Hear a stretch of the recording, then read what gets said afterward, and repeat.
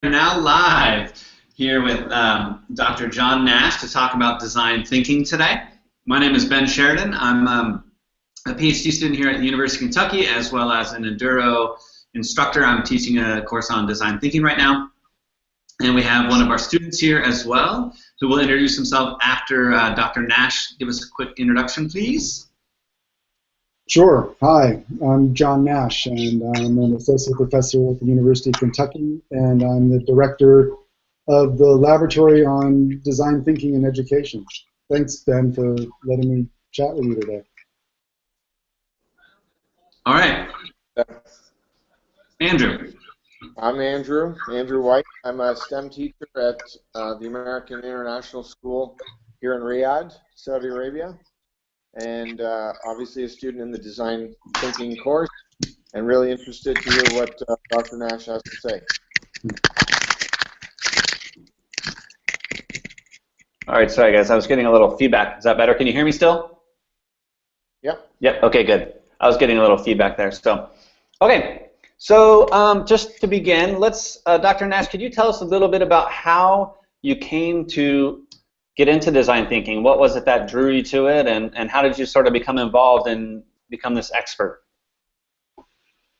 Well, I think my exposure to design thinking came some years ago. I was trained in a very traditional manner. I have my PhDs from the University of Wisconsin-Madison. I did a very quantitative dissertation. My views on how research has been done and the way it could be done was very traditional through the 90s and 2000s. And then I started to work at Stanford University on a funded project called the Stanford Learning Lab. And there the mission was to better integrate the use of technology into the curriculum at the undergraduate level. And so on first blush, you would say, well, the Stanford Learning Lab, surely that's out of the School of Education, and it wasn't anything of the sort. The project was funded out of the president's office, and my bosses were mechanical design engineers and product design engineers with a long-standing tradition of thinking about design as a way to address challenges writ large. So I came in with a very traditional notion of educational research, and here's how we're going to study these problems that we're trying to address with technology. And in the process, I got a brand new education on how to view the world from the world of a designer. And it was at that point that I really started to think about ways in which creativity, innovation, design, the way product designers think, the way designers of experiences online, experiences offline, the way they think could be brought to bear in the educational realm. So after I left Stanford and did some work in the Bay Area for a number of years, I became a faculty member at Iowa State University in educational leadership program. And it was there I began to see an opportunity. There was a lot of work going on using design thinking to better the world. I mean, IDEO now does a lot of work around in developing countries to develop innovations for water resources or around lighting or other things for people in developing countries. There's a lot of good work going on even in K-12 schools in the States and internationally with curriculum, and so kids are being exposed to design thinking and working through design challenges as a part of their day-to-day learning. But where I saw a gap is how design thinking could be a lens for leadership. We didn't really see any way in which school leaders could be leveraging the tenets of design thinking, creativity, innovation to better schools. And so that sort of approach started to get integrated into my coursework at Iowa State. And then in 2011, I was recruited to come to the University of Kentucky, and it was here in Lexington where we founded the Laboratory on Design Thinking for Education. So we teach design thinking. We work in the field with schools to help them integrate design thinking into their ways of working. And firstly, though, we are concerned with thinking about how design thinking can be a lens for leadership. So how might school leaders really leverage the tenets of design thinking or human-centered design to improve the way children learn, teachers work, and schools and communities work together. Excellent. So actually, that kind of brings me to a point where I wanted to maybe throw out there. A lot of people think design thinking is something that it may not be, or they may think it's something that it is. But I think there's not really, I guess, a hard and fast definition for design thinking that's kind of shared amongst people. So even one of the people I have in this course, after they got into it and started, digging into this, they thought, oh my gosh, this is not at all what I thought it was going to be. And then I said, well, just hang out for a week, and if it really doesn't fit, what you thought, then, that's great. I'm not going to make you stay here if you don't want to be.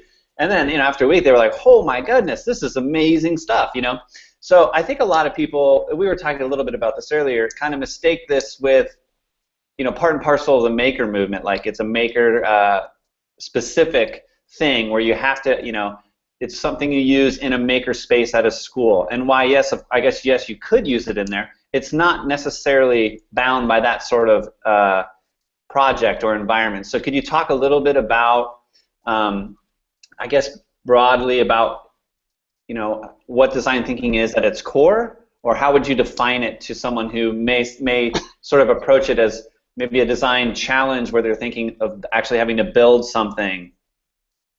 Right. Yeah, I think I run in circles where people tend to conflate the maker movement with design thinking and sort of vice versa. And so they play nice together. They're sort of sister approaches. I mean, there's a lot of making that goes on in a design process, in a design thinking process. But to go back to your sort of one part of your question, like what is design thinking?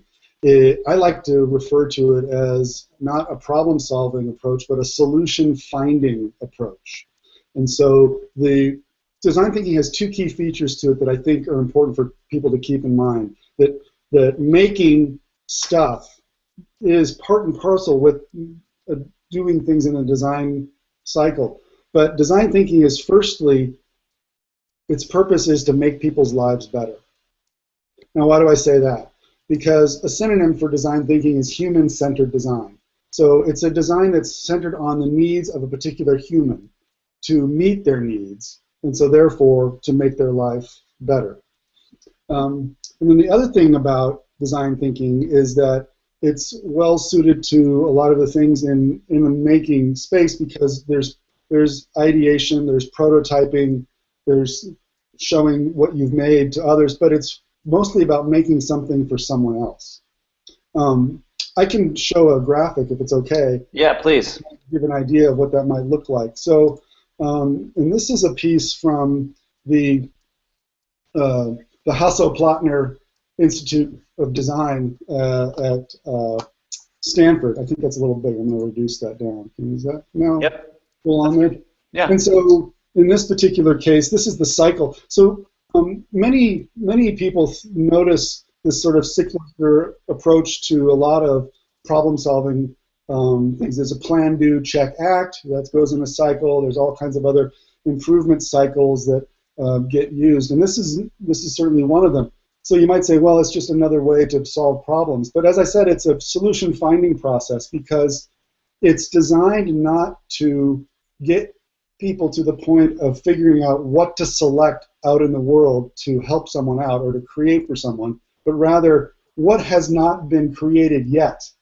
It's a way to make new things that have not yet been invented to solve difficult problems that you haven't been able to solve before. So if you think in schools, there are all kinds of issues that school leaders, teachers, kids even feel like they keep banging their head against the wall to solve over and over again. It's like, why haven't we figured? And we try the same things. Another school tried this, let's try that. And so design thinking starts from the very beginning saying, we have no idea what the solution is, but it exists out there and we have to go find it. It doesn't already exist. Now, why did we say that? Because at the cycle, let's start at the top, because of empathy. This is the differentiating factor in a design thinking cycle. You start with some notion of a challenge, and then you begin to empathize with the people who are most affected by the issue that you're trying to fix. Again, take schools. take any school. Hundreds of kids attend it. Their lives are most affected by a small group of adults by proportional comparison who run their lives. Who has the least say in all of that? The kids do. Right? So we've used design thinking to sort of turn that on its head and say we can empathize with the people who are most affected, say kids. Out of that, we define an issue that's really important to them. We then stoke that idea by doing a lot of brainstorming to solve that problem. We pick the best pieces of the brainstorm and we prototype those. Out of the prototyping, we give it back to the kids or the users, or whoever it is, and let them test it out. And then we can go iterate on that cycle again. Now, you can think about lots of places where we don't do a lot of this stuff very well in schools, particularly from the management side, and you'll forgive me by talking about that because that's the department I live in. But you think about like on the testing side of things, I mean, imagine how many times any of you have ever, say, cobbled together some kind of curriculum and then called it finished and then sent it out for it to be disseminated across the school without it ever touching a kid or getting tested out on someone's desk or getting tried out. That's what this whole idea is about, is getting stuff out really early and really kind of crummy so that you can get it tested early and then find the bugs in it and then get it to where it works really well. So I've gone on a little bit about what that cycle is. Let me go back to your question about design thinking versus making. It's like making is part and parcel with this. As I said, we have to prototype stuff, and so making things, and one of the mantras or mindsets of design thinking is show, don't tell. So we should put things in people's hands. We should think with our hands. We should get stuff out there. But we should also know that the stuff that we're making is going to be helping someone's life be better. So making in the maker movement in and of itself is very good because it allows people to innovate in 3 dimensions and to create stuff. But to work freely in a maker space just to make without the notion of really doing some need finding and making something for another, that's where the differences start to show themselves. And I think that the empathy piece is something that really is sort of an eye-opener to people. When they start gaining empathy, because a lot of times, when we approach a situation, like we already have a prototype in our mind. We already have a solution that we want to try. So that's what we jump to immediately. We skip all that other stuff, right? So if we start with the empathy and we have an understanding of, we think, oh, this person needs this. And in actuality, that's not at all what they need. We're trying to help them solve the problem we perceive, but it's not the actual problem per se. Yeah. And so by starting with that empathy piece, we actually have a better understanding of what actually the solution needs to be, rather than our immediate, like, to get where we need to get. It's actually, we need to help them get to a space where we can both achieve whatever it is. So I think that the empathy piece is pretty huge. I tend to believe that, and I think that actually the institutions that I've worked for and the institution that you now attend as a student are part of the problem, because if you look at the way we've all decided as a society to prepare, say, school leaders, they go through a formal indoctrinating process. They take courses. We pour knowledge into their heads. We say they're graduated. We kick them out, and off they go we say, go lead. And we leave our graduates with a false notion that it's their job to figure out what's got to be done. Sure. And I think what design thinking does is it allows us to put a process in leaders' hands where they can now say, I have a way to leverage the wisdom of this crowd around me. It's okay for me to talk to the teachers, the kids, the parents, because they're actually the smartest people in the room. They're the ones who know the most about their own lives. How dare I come forth and say, here's what you need, when they're the ones who know the most. So design thinking gives leaders a way to do that, and then respect all of the knowledge that they've been given through their education to really make great decisions and bring stuff out. Yeah, and I think 2 things. One is, right, the smartest person in the room is the room. That's right. It's not one person. But also the empathy piece allows ownership to happen from everybody involved. So if you're listening and gaining empathy for this person and designing for a solution for them, and giving it back to them and saying, how can I make this better? It's not like you come in with, oh, I have the solution for for this issue. Yeah. The empathy allows everybody to be involved in the buy-in. And it kind of brings me to another thought, like, where this idea that design thinking can happen with teams, where you bring people together from maybe various specialties or areas, and I think that innovation can happen like where they overlap. If you can think of like sort of concentric circles, you had that one, the collaborate on top, and then there's 3 different circles, and there was that one piece, like a Venn diagram where everybody overlaps, and that's where like the secret sauce is. It's like it comes out from that little space there where everybody's kind of dumping in their stuff, and it's like they're bringing the best from all these different areas. And I think design thinking can kind of allow that stuff to kind of smash together and create sort of these innovative ideas. It does. It does. And the research suggests that heterogeneous teams outperform homogeneous teams. So anytime that you've got people with differing perspectives coming together on the process, you're going to get a higher level of performance. All right. Sorry, go ahead. I'll add one other thing, which is one of the challenges I think that teachers have in putting design thinking in place is trusting in the user that they actually know what they're talking about, and sort of suspending their own belief. We talk a lot in our courses and when we're out in the field about having a beginner's mindset. And one of the most difficult things for teachers to do when they're trying to fix something inside their own school or even their own classroom is forget everything they know. Because they have to go to a place where they can trust the users, which are usually the kids or say it's parents or something, who are not experts, quote unquote, in the topic, but are actually experts, of course, about their own lives. And so that can be a challenge, is letting go and trusting the process. Well, go ahead, Andrew. One of the things that strikes me, what I wonder is, when you have a large constituency, how do you manage to hear all the voices when you're in that stage of empathy? When you're doing, like, it was easy when we did the wallet challenge where I talked to one other person and I got a full perspective of what they need. But when I deal with a large group of people, a classroom, or a bigger group, how do you get that large group heard? Yeah, you bring up a great point.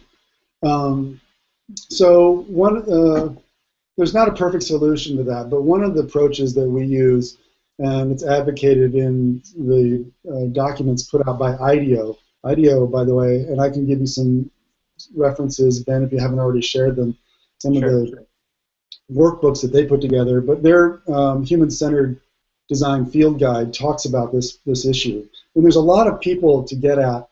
The first thing you can try to do is work at the extremes. So this means that depending on what the area or the challenge is that you're trying to address, there's going to be a continuum of sort of behaviors or a continuum of people that are on that challenge spectrum. Just a really easy example is if you go into a school and you ask the principal, you want to talk to some kids, sometimes the knee-jerk reaction of the principal is, well, I'm going to go get my honors students and you can go talk to them because they want to put the best foot forward, right?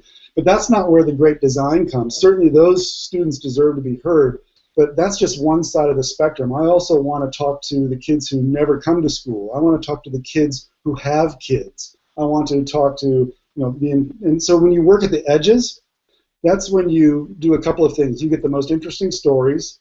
You start to really find out what the extreme needs are. And because it's human-centered design, the middle starts to take care of itself, because what we've also found is when we work at the edges, where the people with the labels that are supposedly on the edges, when you talk to them, they have the same human needs that most everyone else has. So you kind of take care of the middle, and you get the good stories that also probably deserve to be addressed. That's one way that we get at that. I mean, so you can do 30%. You do 30% on one edge, 30% on the other, and take 30% from the middle and sort of sample it. And then you get a start. And don't forget that you don't have to do it in all one fell swoop. So it's a cycle. So, prototype something early, get it out there, let the user see it. If it's no good, they'll tell you, and then you can cycle again with another round. And I can really see that working with high school students. So my experience when I run a course, and I did it at the end as opposed to at the beginning when maybe I should have done it. When I receive feedback from my students, you get really good feedback from high school students. But right now I teach K to 6, or sorry, K to 5, and the grade 5s are okay, and the grade 4s are okay, and it's coming up with the information from the really, really younger kids that I'm struggling with. Yeah. Any suggestions for that? A couple of suggestions, and these are very early surmisings on my part, only because we have just launched a project here in the last 2 or 3 months where we are using a design thinking process with a set of users who will be also our co-designers. So every time you bring in your user as also to work shoulder to shoulder with you as a designer of their own making, they become co-designers, we call them. We're working in an early childhood classroom where our co-designers are 4-year-olds and 5-year-olds. Yeah. So we've been playing with ideas. How do you empathize with a 5-year-old? And that's tough. We've looked at the literature. We've thought about having them draw pictures. That hasn't worked out so well. So what we're doing now is we're actually using the adults that are closest to them and asking them very pointed, empathetically domained questions, if you will, about those kids. So yeah. we're having teachers reframe the way they think about the children at this early age as almost just more as humans and then as just little kids. So we ask them questions like, tell us about Christopher's brand preferences. Tell me about some habits that Christopher would love to kick. What are some these sorts of questions that start to really say, I have to think about this kid in real human ways, and we're going to collate those, and we're not yet to prototyping yet, but our idea here is that if we can paint a picture in this way, we may be able to brainstorm solutions for classroom design and curriculum that, say, meet Christopher's needs in ways that haven't been met before. So, one of the things that, working with young kids that I learned is that oftentimes, I'll speak for myself, like I would operate on certain assumptions, and the kids would kind of play along. But when I would actually spend the time allowing them, because kids, they think a lot slower, they think really deeply about a lot of stuff, and they also express their ideas and thoughts a lot slower than adults. So if I would allow them the time to express themselves without just listening, like I would almost never say anything, or I wouldn't try to clarify what they were saying in terms that I could understand. I would just agree with them and let them keep talking. And over time, I found that actually doing that would allow them to express themselves in ways without my intervention, without me trying to frame it in a way that I would understand.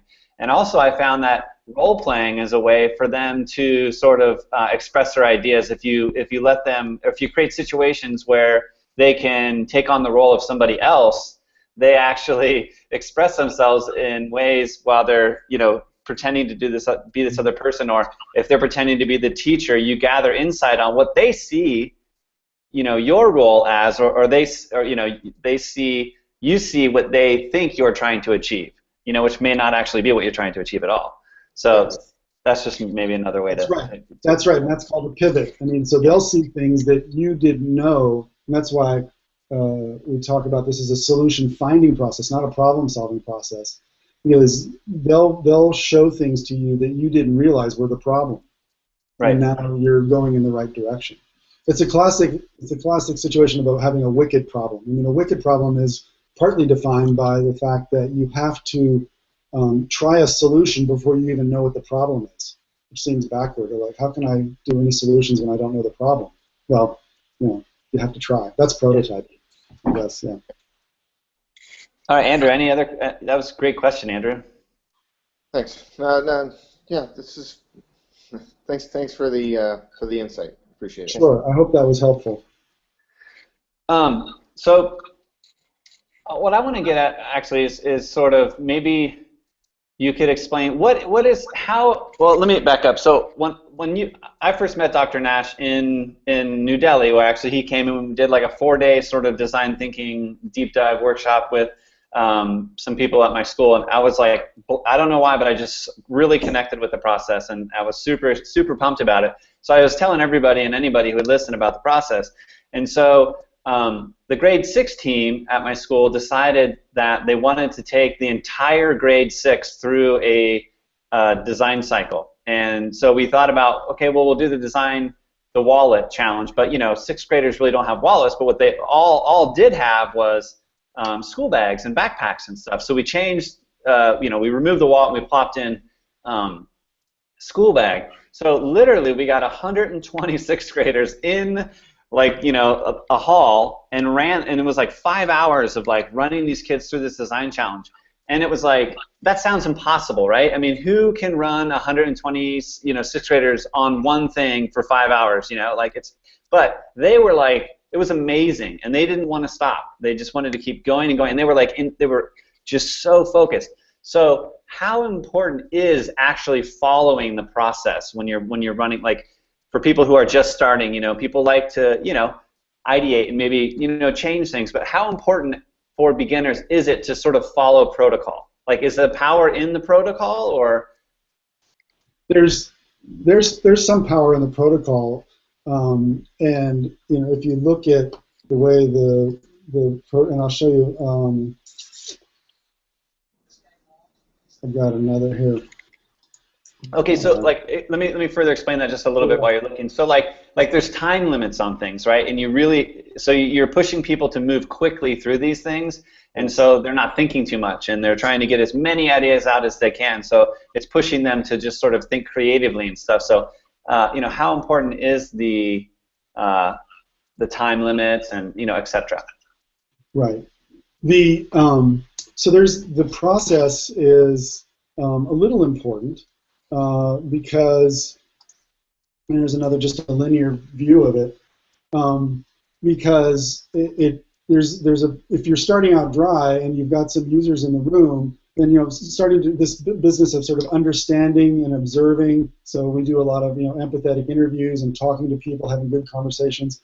If you have the time, you go see them in the wild, you know, follow them around, see how they behave, and then you're able to define problems with empathy that are about them, and do this ideation, and then prototype, and then test.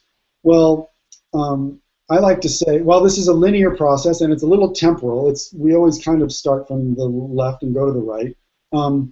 I like to say, start anywhere and go everywhere. So, I mean, a lot of times you might already have a prototype, or you might just say, hey, let's go around and brainstorm some ideas, and so you ideate, and then you make a little prototype and test it out before showing it to users. Well, that gives you something to go show users, and so you can go start at the beginning. So for beginners, though, it's important to know where you are sort of in the process. These arrows that are on this one sort of talk about that, and one of the mindsets of design thinking that they talk about at the Hasso-Plattner Institute for Design at Stanford, or the D School, is this idea of knowing where you are in the process. So understanding the arrows are going in because you're really focusing on one person's needs, and then on observe, you're flaring back out because you're observing a lot of stuff, and then you're defining, you're flaring back, or you're focusing back in, and ideating, you're focusing out, and then prototyping is iterating and testing, and you're handing it back and forth. So you can go anywhere, but as long as you know why you're doing that particular thing is the important part. If you're starting out, then definitely you want to be able to follow along. Now, you talked about time limits or things. Yeah, when we do, for instance, the wallet project, is one of the defining features of that is that it just goes fast. We don't give people a lot of time. That's an example of a design constraint, and design processes have lots of constraints. Time can be one of them. One of the reasons we like to go fast in that regard is that we want people to make decisions and move on to the next thing. For me, my opinion on that is that most of the people you and I work with, and the teachers and other professionals, they're pretty smart folks. And so they can, 9 times out of 10, what they first decide out of their head is usually a pretty good decision. But if we leave them to their own devices, they're going to continue to second-guess themselves and to perseverate and not get to a decision. So we use time to say, all right, take that and move on. Because the idea is to get stuff out to a user. Guy Kawasaki likes to say, if you're not embarrassed by what you put out there, you waited too long to launch. That's a great line. It's a great line because it's really, and we're not in a culture in education where we like putting out half-baked stuff. It's just not, it's just like, it doesn't feel good, you know. It might reflect bad on us. I say now the new badge of honor is getting crummy stuff out there for users to look at, people to react to, so I can go make it better for them. That's the other thing, is that we don't really do a good job of telling people how to take feedback. So feedback is really not a referendum on your stuff. Our ideas are not precious. The whole idea here is to get the gold, which is the feedback itself. Because the more I know about what people think about the things I'm making, the better I can make those things. And so it's sort of flipping that on its head.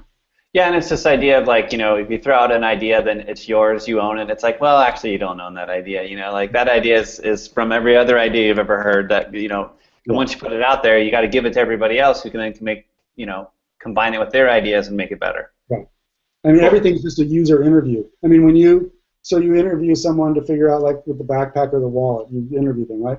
But when you show them your sketches, that's not you showing them your ideas. That's you doing another tricky interview. You're just interviewing them again to get their opinions. And then when you build it and hand it to them, that's just another interview. Right. So it's always about getting more insights into them. So yeah, you stay focused on the user and not so much your idea, like fulfilling their needs or, yeah.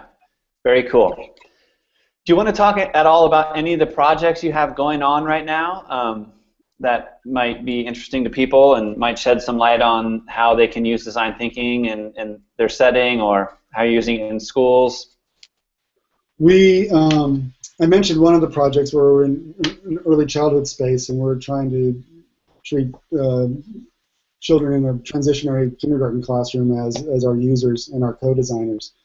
So we've also had projects in the schools where, with a large public high school, 1,800 students, where we've completely redesigned the school schedule, or the day pattern, which is not a trivial endeavor when you think about all the people affected by a school schedule in a high school of 1,800. But in that case, also, we use the same steps that I've been showing you on the graphics. You know, keep in mind that the cycle of design that you've taken your students through, say through a wallet project, are the exact same steps that we would use in a 10-week dive in a high school to totally redesign the school schedule. So the tenets are still there, which are to really work hard to empathize with the needs of the people. So working with students to understand what the schedule does to their lives, understanding it from the perspective of their parents, the other community members, and then coming up with ideas. So we've done that and prototyped. We've even prototyped schedules with 300 students at a time just to see how they run in the school. So with that. In the courses that I teach a course called Design Thinking in Education. Right now, this term, we're working in the communities with the charity United Way. And so we're trying to see if we can't make prototypes for policies and practices and services that are more empathetic and meet the needs of adults below the poverty line who are not on public assistance. And then we've done a whole series of stuff where we kind of, like Apple likes to say, we eat our own dog food. So we've done a few workshops inside our own college to try to prototype new practices that would be more user-friendly towards faculty to improve our research productivity and other aspects related to the college work we do. All right, so go ahead. And then workshops. Then I'll just add that doing the workshops. So yeah, the workshops we did with you in Delhi, and then I was in Hong Kong in December for 21C, and doing workshops there so just trying to introduce the ideas through practice to educators about how they can take design thinking into their own professional lives. Andrew, did you want to add something? You look like you maybe were talking. No, you've got some interesting projects on the go. The concept of changing a school timetable and schedules is mind-boggling, frankly. Yeah. And I can just imagine you interviewing the kids that never get to school before second period, and are there all the time, that are early starters, and I just wonder how you strike a balance between those needs. You know, I mean, everybody really works on different schedules, and can you maybe shed some light on maybe some of the results or some of the findings that you had there? I can tell you one little anecdote, and then I'll just say that one of my doctoral students and I are writing up a paper on this project. We went back and interviewed teachers who were involved in that design cycle to try to make sense of what happens when teachers embrace design thinking to tackle wicked problems. And we learned a lot about that process, including issues related to implementation. But yeah, what happened? The kids who show up late, those are the ones I'm talking about, sort of at the extremes, right? Yeah. And what we found, so we had 5 different design teams. They're each led by a teacher, and then had a small group of people, 4 or 5 other people, who went out and looked at 5 different sort of stripes of students out there, from the advanced students to students with special needs to students who are on the edge and so forth. And they went in with some preconceived notions, as you might expect, about what those kids would say and how they'd be so different. And when we came back and we started to look at all of the Post-it notes, hundreds and hundreds of these things, and started making sense of all this, we were surprised at the following, which was that whether or not you were sort of a kid on the edge, whether you were a kid with kids, or you weren't showing up, you were truant, all the time, or whether you were college bound, or what have you, they had 4 or 5 of the same sort of human needs across the board. They all wanted to finish school. They all wanted to work in the workplace. They all wanted to be heard by their teachers. And they all wanted to like school. And so they were ready to write off the kids on the one edge, but when they started to see that they all had these same similar human needs, and if they just played to those and built a schedule that met those needs, that most of the kids would be sort of bought into being in school.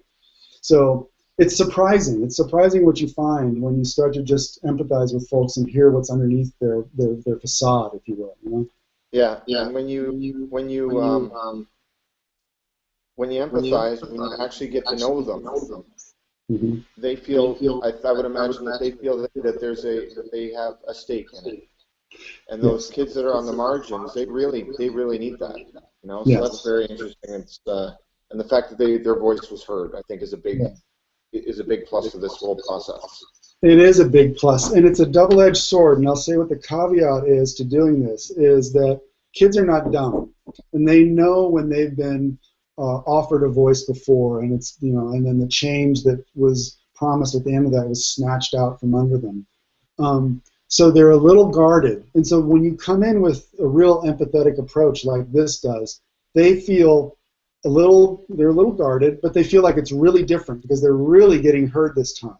And so the other side of this coin that I sort of warn people about is that if you go down this path and you really empathize with the kids and you don't come through with something for them, then you've really burned them. That bridge is gone, and you will probably not get them, at least in the cycle of generation of students in that school until they're out, to trust you ever again. So be certain that you really want to come through with some change if you're going to endeavor in getting inside their heads this deeply. Yeah. All right, sorry, there's a big, huge vacuum sucking up leaves right outside my window, so if you can, I'm trying to mute my mic, but it might be loud. One of the questions, though, we had was sort of what do you see as the most sort of common like trip up or sort of stumbling block for teachers as they approach design thinking? One I sort of alluded to before, which is get out of your own head. So coming into this with a beginner's mindset and forgetting what you know. Another way they get tripped up is when they start to put their own ideas down. This is related to that, but so they'll in interviews they'll talk with say a student, and then when they go to brainstorm, they don't take into consideration anything they've heard in those interviews. And so keeping in mind the user is the focus throughout. I think the other thing is that you don't have to change a lot of stuff at once, or you don't have to take on a big project. like Larry Leifer at Stanford likes to say, all design is redesign. So the challenges that you have in front of you that you can address can be anything that already exists. You don't have to use design thinking to invent something new. You can use it to actually solve problems that you see day to day and redesign those. Those are a couple of things that come to mind. What have you noticed? Have you noticed anything? Yeah, I think like we talked a little bit earlier, was some people jump to the I want to do this, so I want to use design thinking to make this, and it's like, well, you're kind of jumping ahead, and maybe you need to gather some evidence, or the empathy piece I think is so crucial to like kind of get the cycle started, that you need to kind of approach it with, like you said, an open mind. Like, don't think, oh, I'm going to use this to produce this. It's like, well, I'm going to use this to approach this problem, or my perception of this problem. But like you said as well, like, I'm going to use this process to come up with a solution. But I don't really know what the problem is yet. I just know that I want to make this situation better, but I'm not really sure how. Right. Yes. Yeah, and so sometimes the challenge statements that we use to jump off into ideating and prototyping, they contain solution statements inside them. And so, yeah, right, they come to the table already thinking they know what they're going to do and that this is going to be a confirmatory process for that, and it's not anything of the sort. You actually have to come in believing that you have no idea what you're going to make. Sure, yeah, and also they're approaching, well, I'm going to solve this problem for this person. is it a problem? It sounds like it might be a problem for you because you need something to happen in a way that's going to be more convenient for you. Mm-hmm. So, and I think maybe another thing is they don't involve everybody who could possibly be beneficial to finding a solution. Maybe their focus is a little bit too narrow, and I think maybe it stems from everybody just being super busy, and not everybody has the time to sort of dedicate to take the time to go through the interview process and be involved in whatnot. But I also think the sort of iteration phase is pretty crucial, because like we're used to like, all right, let's figure out what we need to do and then let's just do it and then we move on. We don't revisit. It's that idea of, okay, well, like, let's just prototype this for a couple weeks and then we'll go back and see if we can actually tweak it and improve it. Right. Sorry, I've got to decline that. Yeah, I had another thought I wanted to add to that. Then I got thrown off by my phone ringing. Thanks for that. But it had to do with, let's see, we talked about preconceived notions. Iteration, coming back, bringing everybody in. Oh, that. I mean, what's great about the Wallet Project and other sort of entry-level introductions to design thinking is that it does a really good job of showing the power of a great conversation and how that can engender empathy. But I also think that can also lead beginners down the path of thinking that that's the only way you can do need finding. Really, this business of empathy over there, those first couple of circles in there, that's really about uncovering needs. And so that's through observation, through dialogue, understanding. So there's more to it than that. So you can do, traditional research comes into play to understand people's needs. Interviewing experts is a perfectly legitimate way to go understand needs. My favorite is around analogous settings. So going out to places that are totally different from where you're trying to design to understand how they do it. Hospitals are a great example of this. Hospitals are very hospital-like. They're pretty dry and they're clinical and they're not very human, ironically. But so now you look. So hospitals have gone to analogous settings to redesign them. So some hospitals now look more like a Starbucks because they've gone out to say like, well, what does a place need to look like to be more human-centered, to make people want to feel like they're at home? So we have to go to other places to figure that out and then bring that in. That's another way to do need finding. So I think broadening your scope of how you go understand people's needs beyond just talking to them is important to remember. Excellent point. So I think we should wrap it up. We've been at it for a while, and I know you're busy and I'm busy. And I know you probably want to get to bed or something, maybe. So any vacation. any final thoughts, Andrew, or questions before we sign off? No, I do appreciate your time. It's been very enlightening. I really, what I got the most out of was, I like your idea of the 30%, the 30% on the top and the 30% on the bottom, and I think that'll be really useful in getting a good cross section. So I really appreciate your time and helping me to learn more about this process. Sure. I'll send Ben a little snippet of stuff on that particular approach so you can get an idea of how to do that. That would be excellent. Dr. Nash, any final parting thoughts before we sign off? No, I just want to thank you for the chance to chat. And if anybody from your class or others that happen to catch this want to follow up with me, hit me up on Twitter or check me out on the web down there, and I'd be happy to follow up. It'd be fun to talk with you. Well, Dr. Nash, thank you so much for taking the time to chat design thinking with us. I really appreciate it, and I think every time I hear you talk, I learn something new, which is awesome for me. So thanks again, and we'll see you guys soon. All right, bye. Bye.